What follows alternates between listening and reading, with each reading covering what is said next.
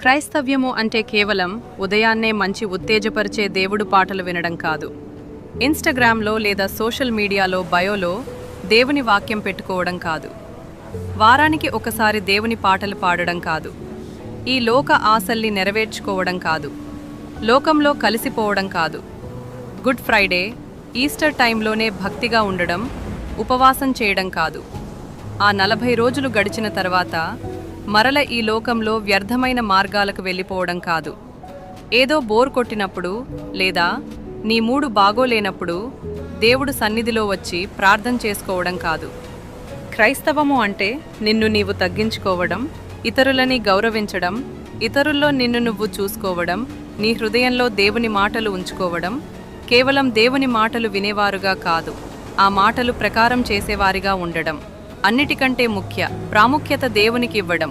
అన్నిటికంటే ముఖ్యమైనది నీ స్నేహితుల మధ్య, బంధువుల మధ్య, సమాజంలోనూ దేవుని నమ్ముకున్నందుకు సిగ్గుపడకూడదు.